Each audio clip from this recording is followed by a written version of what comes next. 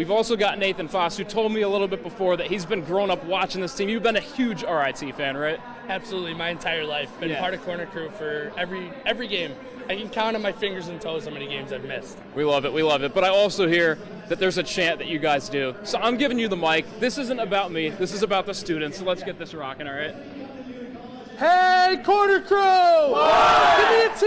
Give me an I! All right, so far you've probably seen a lot of Keon Coleman on social media. He obviously has a pretty big personality, likes to crack some jokes. That's what a lot of the players and coaches see as well. But there's a side to Coleman you might not have seen yet. This guy studies his football. He's here to win.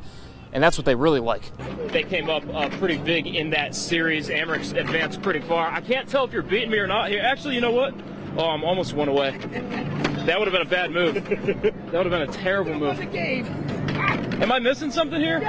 Yeah, Jackson, a lot of players obviously ready for this game. A chance to do something they haven't done in 19 years, and that's take the North Division crown. But Noah Ostland is a little bit of a different case. He's new to this team. He just got reassigned from the Buffalo Sabres to the Rochester Americans, and he's ready to make his AHL debut. They were down 5-4.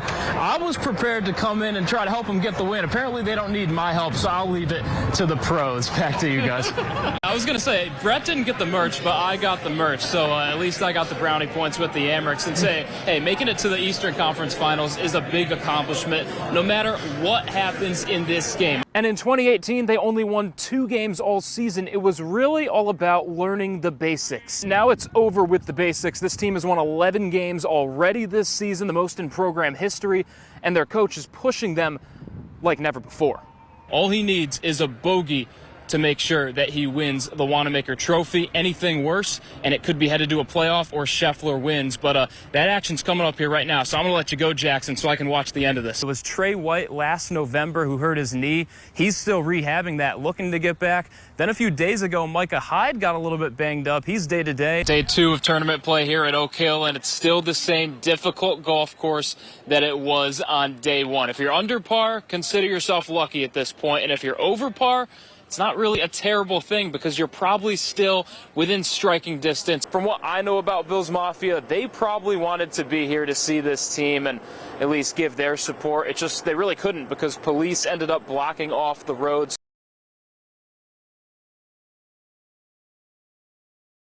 Yeah, few quarterbacks in the NFL can take hits as good as Josh Allen can. So he's okay. And you know who else is pretty okay is Rasul Douglas. How about 2 interceptions today? Almost had a fumble recovery. That ended up getting called back. But no matter what, he has a nose for the football. What was his impact for the Bills today? Earlier in the week, Bills fan favorite Micah Hyde said he's either going to retire or play another season with the Bills. No in between. Today, Hyde gave the Bills a little bit of what they wanted. He hosted his annual charity softball game at the Buffalo Bison's ballpark. Tons of Bills players showed up. Josh Allen, Damar Hamlin, even Jordan Poyer made a cameo, even if he is with the Miami Dolphins now. Not sure how Bills fans are going to feel about that. But nearly 15,000 fans came out to see the event. 3 straight games now, the Bills offense has not lived up to the expectations. Obviously, the Joe Brady era started off with some flying colors, but lately it hasn't been up to those standards, at least in this game. What do you make of the slow start for the Bills? I know they had a lot of yards, but the points just weren't there in the first half. Chris Bell, I call him the inventor of the 3-point shot. Makes most of them 5-4 orange there. Hoyas down 3 here. Jay Heath, he's played for like 9 schools in his college career, knocking down shots for all of them. Ties it up at 17.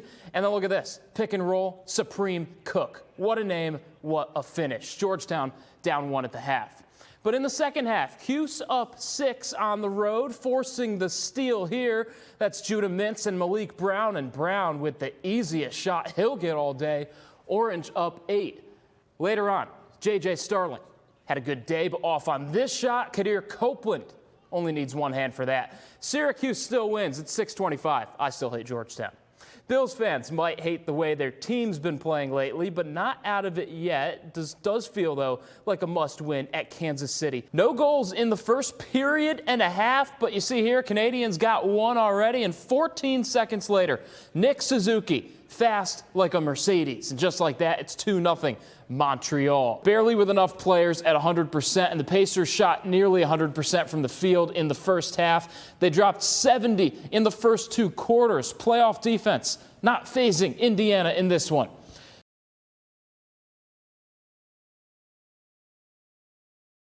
If you're on time, you're late. So that's kind of the mentality that I remember as a player and then now as a coach. At Webster Thomas High School, that's been the motto for 22 years. Football mimics life and the challenges that they're going to have. So hopefully, this prepares them for bigger challenges in life and how to manage the ups and downs and the craziness that gets thrown to you. Unfortunately, Duschel's motto became all too real. In the spring of 2022, he got a phone call. He said, it's cancer. And I said, that changes your life in an instant. It required surgery for the head and neck cancer and weeks of radiation treatment and chemotherapy.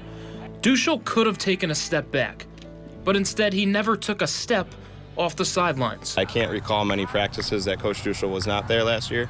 Every game he was still there. We owe it to him. We got to be here every day. And that doesn't mean just be here physically. It means be here mentally, every day 100%. The team literally practiced what he preached about never giving up, and Duschel followed through. He got to ring the bell, and although he's not technically in remission yet, he tells me everything is trending in a positive direction. Our kids got to see that, okay, we don't give up. And that was the biggest message I think that he sent. I've had a few family members struggle with cancer, and it's like another one of my family members, Coach Duschel. But Duschel says he didn't do it to prove a point. The football field is his happy place, and his football family got him through it. And he wants other people to learn from his story. Just fight like hell. I mean, it's daunting, and the people in your family that help you. It's all right. It's harder on them, I think. I think it is. When you got a family like Webster Thomas football, everyone's in it together anyways. Matt Mlodzinski, News 10 NBC Sports.